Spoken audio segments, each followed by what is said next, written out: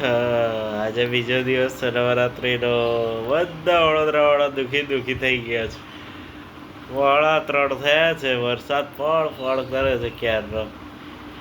એક તો જો કાલે વરસાદ હતો છતાં પણ યુનાઇટેડ વેમાં પાણી, એટલે મને પાણી નહોતું પણ કાદવ જેવું થઈ ગયેલું. ખેલૈયા હોય એમાં એ થઈ ગયા કે ભાઈ રિફંડ આપો હતું દાદા, બરાબર. આજે તો હાલાકી અંબાલાલે પહેલેથી કીધેલું કે પડશે વરસાદ નવરાત્રિમાં, એટલે હવે પેલું એક સોંગ હતું ને કે અંબા આવો તો રમીએ, એવું નહીં. અંબાલાલ કાકા કે તો રમાય. હવે મજા નહીં આવે. જેટલા લોકોએ પૈસા ખરીદીને, એટલે મતલબ પૈસાથી ખરીદીને પાસ એ બાય કરેલા, જે લોકોએ મોંઘા મોંઘા પાસ ખરીદ્યા હતા, એ બધા લોકો એવું વિચારે છે કે આ વરસાદ આપણને ગરબા કરવા દેશે બી કે નહીં. 2 દિવસના અંદર વરસાદે ધુવધાર બેટિંગ કરી છે આ વખતે તો. કાલ તો હાલાકી પડ્યો જ નહીં, તો પણ આજે આજે ઘણું 1 કલાક 1.5 કલાક જેવો પડ્યો. અને જો પછી ગ્રાઉન્ડો ભરાયા તો ઓહો ક્યાં વાત હે.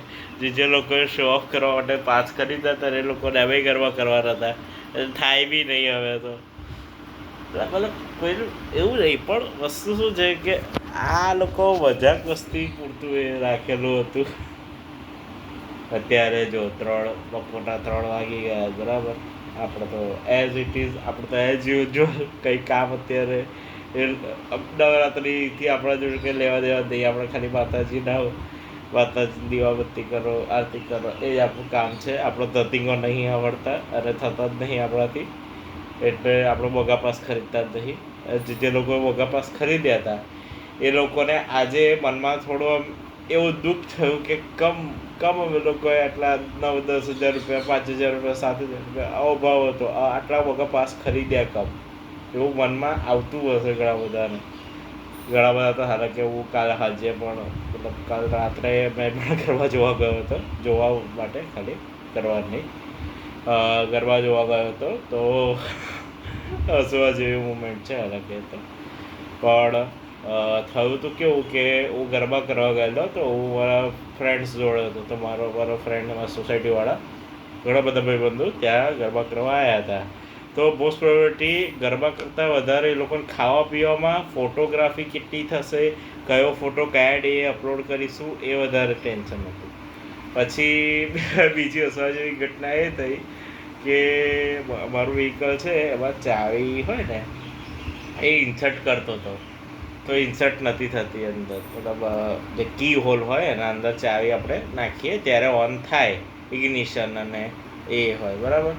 મારો વ્હીકલના અંદર ચાવી જ ઇન્સર્ટ નથી થતી, એટલે ઇગ્નિશન કશું બતાવતું નથી. મેં એટલો કંટાળી ગયો, મેં ખાસું અડધો કલાક સુધી તો ચાવી લાગી જાય એવો ટ્રાય કર્યો, બરાબર. તો મને એવું લાગ્યું કે ના ભાઈ ચલો ચાવીમાં કંઈ તકલીફ હશે, કંઈ હશે તકલીફ, ચલો વિચાર લઈ દઉં આપણે એવું, બરાબર.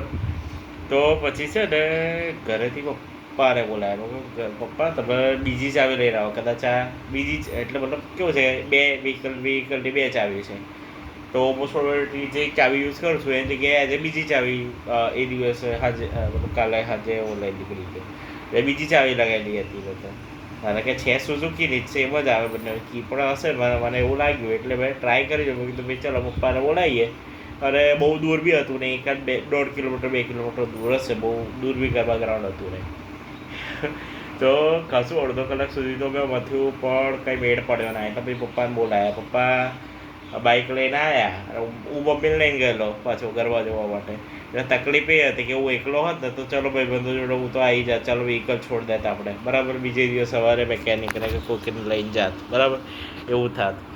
પણ વસ્તુ શું હતી કે હવે લોક બી નહોતું થતું, કારણ કે ઓફ મોડ હોય ને, ઇગ્નિશન અને લોકના વચ્ચે ઓફ મોડ હોય, જેમાં ચાવી નીકળે અને નાખી શકાય એવું હોય, બરાબર.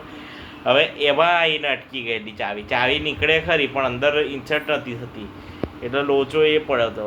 તો પછી મેં ઘરેથી પપ્પા આવ્યા, પપ્પાએ ચાવી નાખી, ટ્રાય કર્યો, અડધો કલાક પપ્પાએ મથ્યું, બહુ ટ્રાય કર્યો પણ ના મેળ પડ્યો. પછી રાત તો થઈ ગયેલી, એટલે પછી શું કરીએ.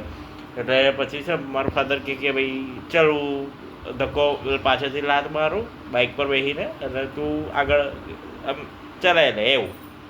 એટલે મારા ફાધરે ટ્રાય કર્યો પણ અમને ફાવ્યું ના, કારણ કે અમને ધક્કો મારતા ફાવતું નથી. એટલે મેં કીધું રહેવા દો, તમે એવું કરો. તો પછી મેં ખેંચતો ખેંચતો થોડા સુધી આવ્યો. પછી ભાઈબંધો મળી ગયા હતા. ભાઈબંધો મળી ગયા એટલે ભાઈબંધોને કેવું કે આમ પેલું બૂટ બૂટ પહેરેલા હતા, અને એમને કેવું કે આમ થોડું ધક્કો મારવાનો એક્સપિરિયન્સ ખરો. એટલે એ લોકો યુઝ્યુઅલી આવી રીતે કંઈક કોકનું બંધ થયું હોય કંઈક હોય તો એ લોકો ધક્કો મારે, બરાબર. એટલે એવું હતું. એટલે એ ભાઈબંધોએ ધક્કો મારીને છેક વાર સોસાયટીના બહાર સુધીમાં છોડી દીધો, બરાબર.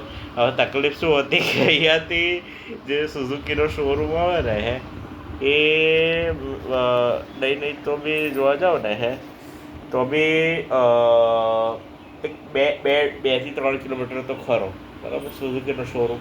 એટલે હવે તકલીફ એ હતી કે ગાડી ચાલુ થાય ના, ચાવી, પેટ્રોલ બી છે અંદર, એવું બી નથી કે પેટ્રોલ નથી, ઇગ્નિશન બી નહીં બતાવતો, તો કશું બતાવતું નથી. એટલે લોચો એ હતો. એટલે સૌથી મોટો પ્રોબ્લેમ સવારે ઉઠીને મેં ઘણા બધા ભાઈબંધોને ફોન કર્યા કે ભાઈ તું આય એવી રીતે 2-4 ફોન કર્યા. ઘણા બધા એવું કીધું કે ભાઈ સાંજે જઈએ. મેં કીધું સાંજે ભાઈ સર્વિસ સેન્ટર બંધ થઈ જાય, સર્વિસ સેન્ટરમાં પછી સુઝુકી લોચો પડે આપણા પાસે. તો પછી મેં કીધું ચાલો ભાઈ નીકળું તો ખરો. મેં કીધું જે કોઈ વળ્યું તો ઠીક છે, ધક્કો મારશે, બાકી તો હું ધક્કો મારી છેક લઈ જઈશ. મહાવીરોલ સુઝુકીનો શોરૂમ છે મહાવીરોલથી સહેજ આગળ, જાબુક ભવન પાસે, બરાબર. એટલે કીધું ભાઈ ઠીક છે, ચલો જઈએ તો ખરા. ધક્કો મારીને હું સહેજ થોડા સુધી લઈ ગયો. પછી એક ભાઈબંધમાં એટલે મતલબ એક છોકરો હતો, મારી જીતનો હતો, એ બાઇક લઈને જતો હતો. એણે પૂછ્યું કે ભાઈ શું થયું, પેટ્રોલ પતી ગયું, આમ તો પેટ્રોલ કાઢી નાખું. એટલે કાઇન્ડનેસ તે કે તો કહી દીધું કે ભાઈ આવું થયું છે, કી લાગે છે પણ ચાલુ થતું નહીં, બહુ અડધી જ લાગે છે કી, એવો લોચો પડ્યો છે, અંદર કંઈ ગયું હશે, શું છે એ આપણા નથી કંઈ ખબર નથી, એવું હતું. આજે વાર ઉઠીને મેં નીકળ્યો ઘરેથી, થોડા સુધી ગયો. એ છોકરો પછી કે લાય ભાઈ હું ટ્રાય કરું, મેં એમ કંઈ બેળ પડી જાય તો તારે છેક સુધી ધક્કો ના થાય મહાવીરોલ સુધી. કે ખેંચીને લઈ જવું એ અઘરું હતું, કે વજનદાર છે મારો વ્હીકલ એવી. એટલે તો એણે ટ્રાય કર્યો થોડો. પછી કહે કે ભાઈ લાઈ ચાલવું, પગ લગાવું, તને ધક્કો વાગશે તો હું તને મહાવીરોલ સુધી છોડ દઉં, ત્યાંથી ઓડી જઈશ, હું મારા રસ્તે જતો રહીશ, તું તારે ત્યાં શોરૂમ પર લઈ જજે, જે હશે એ તમે લોકો કરી લેજો. એટલે કીધું વાંધો નહીં, ચાલ ભાઈ જઈએ તો ખરા. તો મેં બેસી ગયો. એણે ધક્કો માર્યો, શોરૂમ પાસે પહોંચ્યો. શોરૂમ પર ગયા પછી એક માઇનોર નાનો અમથો પેલો એલ્યુમિનિયમની ફોઇલ હોય ને નાનો અમથો આટલો અમથો ટુકડો નીકળ્યો અંદરથી. એ ઉડીને લાગ્યો, કોઈ કે નાખ્યો એ આપણો વિષય નહીં, બરાબર. કારણ કે ખુલ્લામાં પાર્ક હતું વ્હીકલ, એવું હતું. એટલે કંઈક શું થયું એ આપણાને નથી ખબર, બરાબર. પેલો છોકરો ને ફોઇલ નાની અમથી દેખાય ને એટલે એણે મતલબ આગળથી થોડું શાર્પ આવે એવું પકડ ટાઈપનું પકડવાનું એ લાવ્યો, અને એણે કાઢવાનો ટ્રાય કર્યો. પેલું જે લોક આવે ને એના લેયરના બેના વચ્ચે પ્લાસ્ટિક અને સ્ટીલની લેયર વચ્ચે એ ઉતરી ગયું. એટલે વાંધો તો નહીં, એમ તો કે ઉછળી બી આવે તો ફરી અંદર જવાનું નથી, બરાબર. એટલે એણે એ કર્યું, અને એક 5 મિનિટ લાગે છે મિનિમમ.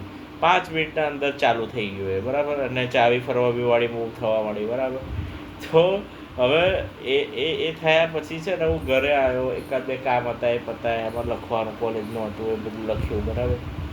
હવે બેઠો થોડી વાર, પછી મેં ખાધું, મતલબ બાબા કેવું નવરાત્રી ચાલે છે એટલે બપોરે એક ટાઈમ ખાવાનું એવું છે, બરાબર. એવું કરી રહ્યો તો બેઠો હું તો થોડી વાર પછી જે વરસાદ આવ્યો, ઓહો ક્યાં વાત. વરસાદ ધડ તો ધડાકા ફેર પડ જ કરે છે. અત્યારે બી જો કદાચ બતાવું ને તો અત્યારે બી વરસાદ ચાલુ છે, પણ છાંટાછૂટી છે, બહુ વરસાદ નહીં પડતો, એવું છે. એટલે આજે જો કાલે મેં સવારે ઉઠ્યો ને એટલે મેં ન્યૂઝમાં જોયું. મેં કીધું ભાઈ શું છે, કંઈ અપડેટ, એવું ન્યૂઝ એમ ડિજિટલ ન્યૂઝ હતો, ઇન્સ્ટાગ્રામ હોય કે ભાઈ એનીથિંગ એલ્સ કોઈ બી પ્લેટફોર્મ પર, બરાબર. તો મેં જોયું ત્યારે મને ખબર પડી કે યુનાઇટેડ વેવાળા, ભાઈ ઘણા બધા ગરબા ગ્રાઉન્ડવાળા કે ગરબા કરાવવાવાળા, મોસ્ટ પ્રોબેબિલિટી બધા જ કે ભાઈ છે ને ખેલૈયાઓ રોષે ભરાયા છે, કમ રોષે ભરાયા. તો કે પાણી સરખું સુકાયું નથી એટલે અમારા પગ ગંદા થાય છે, કપડાં ગંદા થાય છે.